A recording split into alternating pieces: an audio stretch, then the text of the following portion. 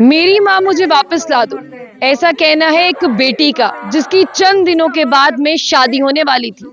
लेकिन आज उस घर पर मातम छाया है और उस घर की बेटी ये कह रही है कि आखिर मेरी माँ का क्या कसूर था, मेरी माँ मुझे वापस ला दो। ये एक उड़ी का परिवार है जो बहुत खुशी से अपनी बेटी की शादी की तैयारी कर रहा था और खरीदारी कर रहा था।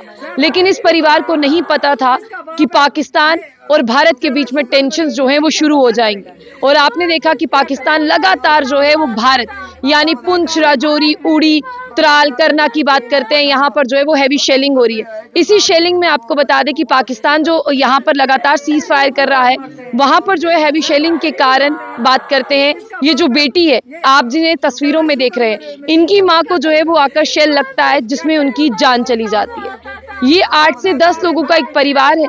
इस परिवार को लगा कि हम उड़ी में सेफ नहीं है, इसीलिए हम बारामूला चलते हैं। ये रात को जैसे ही पाकिस्तान की ओर से जो है हैवी शेलिंग शुरू होती है, ये गाड़ी में बैठते हैं और गाड़ी में बैठकर दूसरी सेफर लोकेशन पर जाते हैं। लेकिन वहीं से इनके घर से दूर इनकी गाड़ी खड़ी होती है।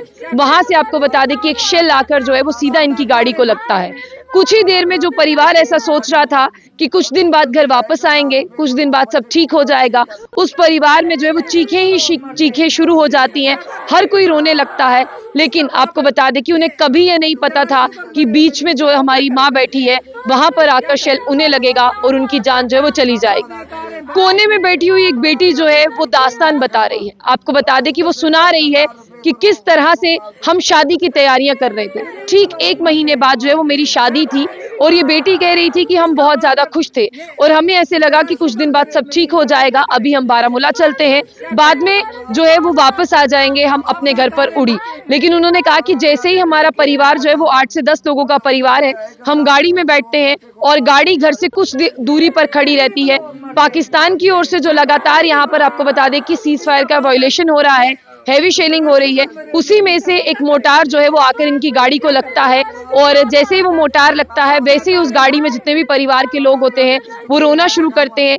चीख और पुकार का वहां पर मंजर शुरू हो जाता है। और इस बेटी ने कहा कि पहले मुझे नहीं पता था कि ऐसा हुआ है। उन्होंने कहा कि लगा कि गाड़ी को जो है वो शेल ने हिट किया है और सब रो रहे हैं, सब डर गए हैं। उसने कहा कि मुझे नहीं पता था कि ये शेल जो है उसने मेरी माँ को हिट किया है। चंद ही मिनटों की बात वो सुनाती है कि मेरी माँ का सर जो है वो मेरी गोद में था, वही माँ जिसने मुझे बचपन से लेकर अभी तक बड़ा किया, जो मेरी शादी की तैयारियां करी थी। देखते ही देखते जो है वो सारा आपको बता दें कि मंजर जो है वो गम में बदल जाता है। और आज बेटी कह रही है कि मेरी माँ का क्या कसूर था, हम बच्चों को सेफ लोकेशन पर लेकर जा रही थी, लेकिन इसमें मेरी माँ चली गई। आप जानते हैं कि माँ का कर्ज कोई अदा नहीं कर सकता, उस माँ को भी जो है कोई वापस नहीं ला सकता। लेकिन आज ये बेटी कह रही है कि इन दोनों मुल्कों को ये सोचना चाहिए और समझना चाहिए, और मेरी माँ का क्या कसूर था, मेरी माँ मुझे वापस चाहिए। फिलहाल जो भी हो रहा है यहाँ पर एक माँ नहीं, बहुत से परिवार उजड़ रहे हैं। अब लगता है कि दोनों देशों को सोचना चाहिए और ये भी सोचना चाहिए कि ये भी निर्दोष लोग हैं, इनका कोई कसूर नहीं है।